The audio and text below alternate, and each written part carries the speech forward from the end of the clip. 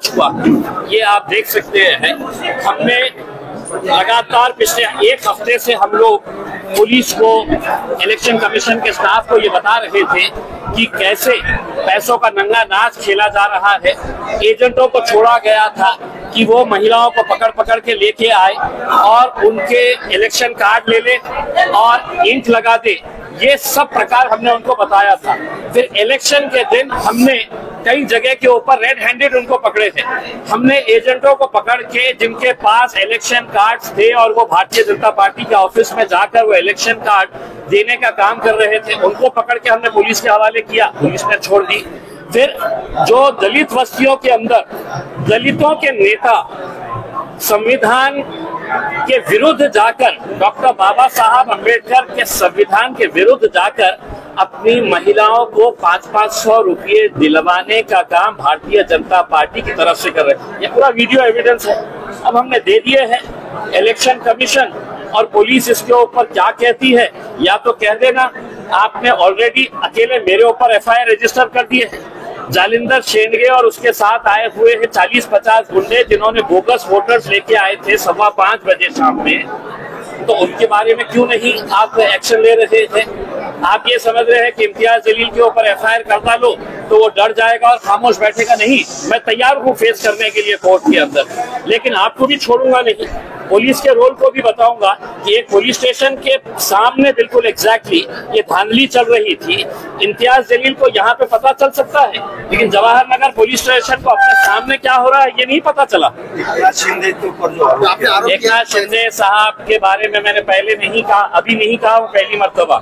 इससे पहले भी कहा कि इलेक्शन मुझे मेरी जनता ने नहीं हराई थी।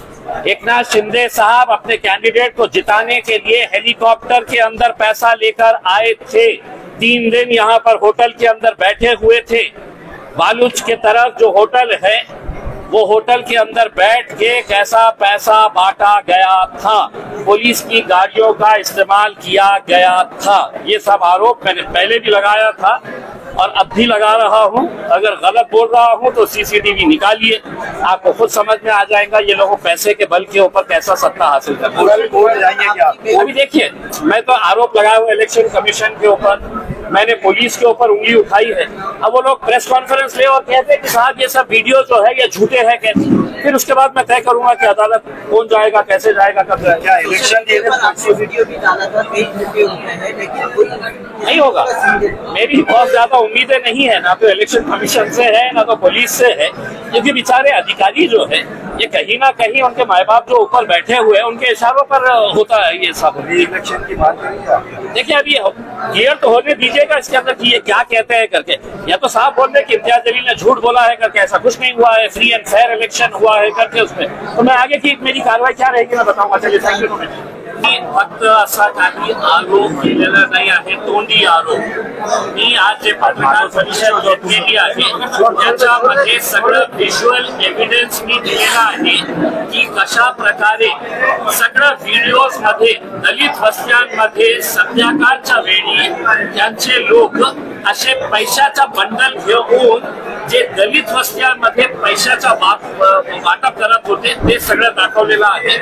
त्यांच्या ऑफिसेस मध्ये कशा प्रकारे मुस्लिम समाजाच्या महिलांना एजंटांच्या मार्फत कशा प्रकारे त्यांना आत बोलवण्यात येत होते आणि त्यांच्या हाताला शई लावून त्यांना 1000, 2000 किंवा 3000 रुपये देऊन त्यांच्याकडून इलेक्शन कार्ड घेण्यात येत होते। आता मी हे सगळं एव्हिडन्स तुम्हाला दिलेले आहे, तुम्हाला म्हणजे election commission of India, Maharashtra election commission आणि पोलिसांना। मला पूर्ण विश्वास आहे की पोलिसांना आणि इलेक्शन कमिशनच्या अधिकाऱ्यांना हे सांगण्यात आलं होतं की भाजपचे आणि एकनाथ शिंदेचे जे जे लोक आहेत, कॅन्डिडेट्स आहेत, यांच्या तेथे जे काही करत असेल आपल्याला डोळे बंद करायचे आहे। मी दिलेला आहे, अपेक्षा हेच आहे की इकडचे पोलीस कमिशनर असू द्या, पोलिसांचे अधिकारी असू द्या, कलेक्टर साहेब असू द्या, आरओ असू द्या, की मी तुमच्यावर आरोप करत आहे.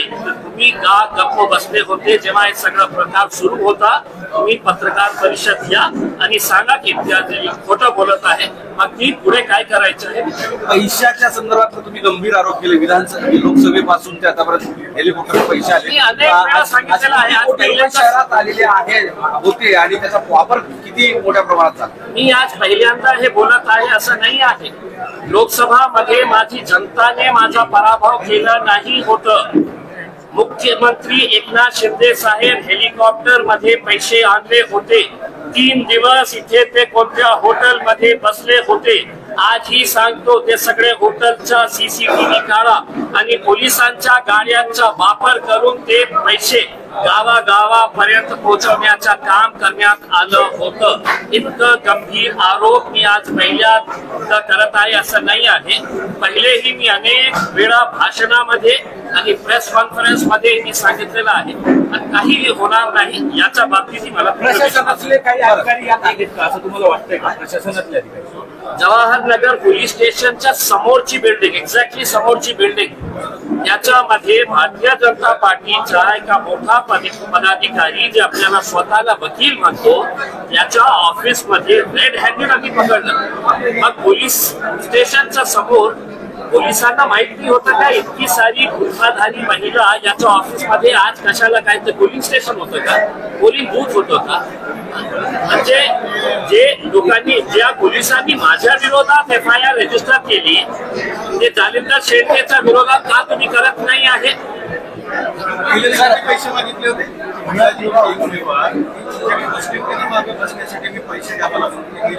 किती आकडा? 2 लाख रुपये द्या. 2 लाख रुपये द्या. तिला असे लास्ट मिनिटला उभे करण्यात आले होते. असे प्रकारचे जे 13-14 कॅन्डिडेट्स होते ना, एकांनी 10 लाख रुपये मागितलं होतं. एक म्हटलं होतं अभी तक तो मेरा 30 लाख रुपये खर्चा हो गया है करके. दुसरं जे उभे होतं यांनी कुठून कुठून कसा कसा पैसा आणला. हे सगळे पैसे जे इंडिपेंडेंट कॅन्डिडेट्सना देण्यात आले होते ते आदरणीय अतुल सावे साहेब आणि भारतीय जनता पार्टीने उभे केले होते. तुम्ही आता म्हणाले की या सगळ्या व्यवस्थेवर तुमचा विश्वास राहिला नाही. लास्ट टाइम तुम्ही असंच सुप्रीम हायकोर्टामध्ये सुद्धा स्वतःहून पुढे झाले होते की गाठीतल्या औषधाच्या संदर्भात, सगळ्या संदर्भात, या संदर्भात तुम्ही स्वतःहून कोर्टाची फाईल चढणार का? तिथे तुम्ही सांगा. मला फक्त हे बघायचे आहे की मी थेट आरोप फ्री अँड फेअर इलेक्शन आम्ही घडवून आणतो.